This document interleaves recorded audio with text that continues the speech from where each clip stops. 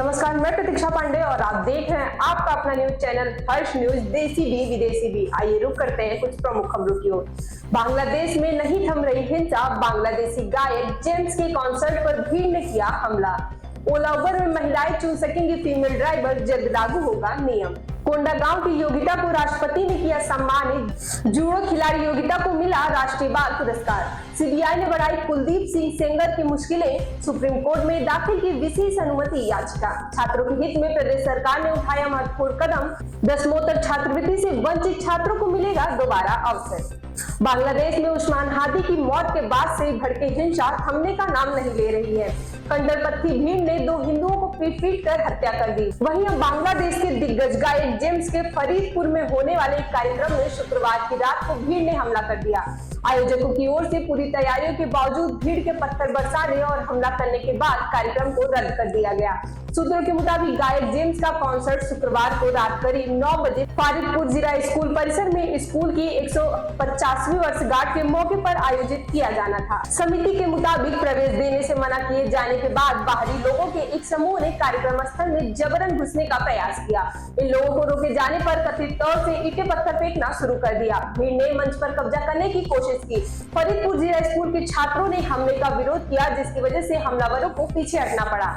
रात करीब 10 बजे आयोजन समिति के संयोजक मुस्तफिजुर रहमान शमीम ने फरीदपुर के पुलिस उपायुक्त के निर्देश पर संगीत कार्यक्रम रद्द करने का ऐलान किया। घटना के दौरान ईंट की चपेट में आने से फरीदपुर जिला स्कूल के कम से कम 15 से 20 छात्र घायल हो गए। बता दें कि फारूक महफूज अनमपुर जेम्स के नाम से जाना जाता है। जेम्स बांग्लादेश के गायक, गीतकार, गिटारबाज और संगीतकार हैं। उन्होंने कई हिंदी फिल्मों में भी गाने गाए हैं, जैसे फिल्म गैंगस्टर का भीगी भीगी और फिल्म लाइफ इन मेट्रो का अलविदा। वे बांग्लादेश में बेहद लोकप्रिय हैं। केंद्र सरकार ने मोटर व्हीकल एग्रीगेटर्स गाइडलाइंस 2025 में बड़ा संशोधन किया है। इसके तहत जल्दी ओला, उबर और रैपिडो जैसे कैब एग्रीगेटर ऐप पर राइड बुक करते समय यात्रियों को ड्राइवर का जेंडर चुनने का विकल्प मिल सकता है। खासतौर पर महिला यात्रियों के लिए यह बड़ी राहत मानी जा रही है, क्योंकि वे अपनी यात्रा के लिए महिला ड्राइवर को प्राथमिकता दे सकेंगी। इसके साथ ही सरकार ने टिपिंग सिस्टम को भी ज्यादा पारदर्शी बनाने के निर्देश दिए हैं। ये बदलाव केंद्र सरकार की ओर से जारी मोटर व्हीकल एग्रीगेटर्स गाइडलाइंस 2025 में किए गए संशोधनों का हिस्सा है। इनका मकसद यात्रियों को सुरक्षा बढ़ाना और कैब सर्विसेज को ज्यादा भरोसेमंद बनाना है। केंद्र सरकार ने राज्यों को इन गाइडलाइंस को अपनाने और लागू करने के निर्देश दिए हैं। हालांकि अभी कोई तय समय सीमा घोषित नहीं की गई है। आमतौर पर ऐसी गाइडलाइंस जारी होने की तारीख से ही प्रभावी मानी जाती हैं। इससे पहले जुलाई 2025 में गाइडलाइंस आई थी, तब राज्यों को उन्हें लागू करने के लिए 3 महीने का समय दिया गया था। संशोधित नियमों के लिए भी कुछ ऐसा ही समय मिल सकता है। छत्तीसगढ़ के कोंडागांव जिले के प्रतिभाशाली बालिका योगिता मांडवी ने जूडो के खेल के क्षेत्र में उत्कृष्ट प्रदर्शन कर प्रदेश और देश का नाम गौरवान्वित किया है। छत्तीसगढ़ राज्य बाल कल्याण परिषद द्वारा संचालित बालिका गृह कोंडागांव में पली बढ़ी योगिता को उनके उल्लेखनीय खेल उपलब्धियों के लिए प्रतिष्ठित प्रधानमंत्री राष्ट्रीय बाल पुरस्कार से सम्मानित किया गया। नई दिल्ली के विज्ञान भवन में आयोजित भव्य समारोह में राष्ट्रपति द्रौपदी मुर्मू द्वारा योगिता मांडवी को यह राष्ट्रीय सम्मान प्रदान किया गया।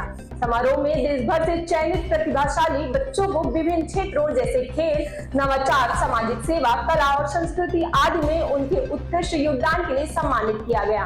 योगिता मांडवी ने कम उम्र में ही जूडो खेल में अपनी विलक्षण प्रतिभा का परिचय दिया है। मात्र 13 वर्ष की आयु में उन्होंने राज्य की श्रेष्ठ जूडो खिलाड़ी का दर्जा प्राप्त किया है, जिसके बाद उन्हें राष्ट्रीय स्तर की विभिन्न प्रतियोगिताओं में लगातार पदक अर्जित कर अपनी निरंतर प्रगति और दृढ़ संकल्प का परिचय दिया है। दृढ़ इच्छा शक्ति, अटूट विश्वास और मेहनत से विपरीत परिस्थितियां भी सफलता के द्वार खोल देती हैं। योगिता इसका जीवन प्रतीक है। दिल्ली हाई कोर्ट ने उन्नाव रेप केस में कुलदीप सिंह सेंगर की सजा निलंबित करते हुए उन्हें जमानत दी थी, जिसके बाद केंद्रीय राज्य ब्यूरो ने उन्नाव रेप केस में दिल्ली हाईकोर्ट के फैसले को सुप्रीम कोर्ट में चुनौती दी है। सीबीआई ने सुप्रीम कोर्ट से अनुरोध किया है कि हाई कोर्ट द्वारा सजा निलंबन और जमानत देने के आदेश पर पुनर्विचार किया जाए। कुलदीप सिंह सेंगर को दिसंबर 2019 में आजीवन कारावास और 25 लाख जुर्माने की सजा सुनाई गई थी। इसके खिलाफ उन्होंने जनवरी 2020 में दिल्ली हाईकोर्ट में अपील दायर की थी। इसके बाद मार्च 2022 में सजा निलंबन की याचिका भी दाखिल की गई थी। इस याचिका का सीबीआई और पीड़िता की ओर से वकीलों ने कड़ा विरोध किया।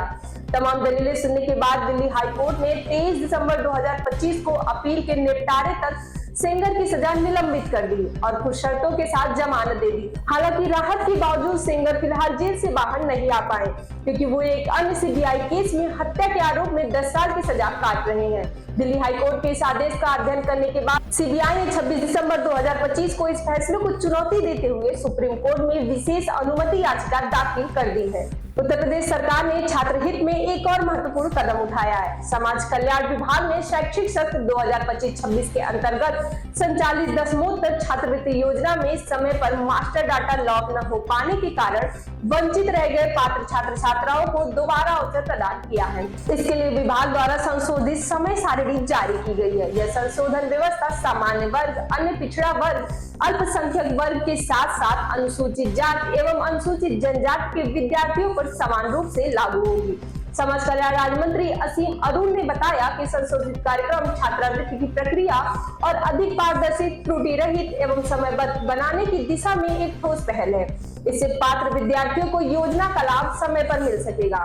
समाज कल्याण विभाग के उप निदेशक आनंद कुमार सिंह ने बताया कि संशोधित कार्यक्रम के तहत शिक्षण संस्थानों द्वारा मास्टर डाटा तैयार करने की प्रक्रिया 23 दिसंबर 2025 से 2 जनवरी 2026 तक रहेगी। ऐसी और तमाम खबरों के लिए हमारे चैनल हर्ष न्यूज को लाइक और सब्सक्राइब करें।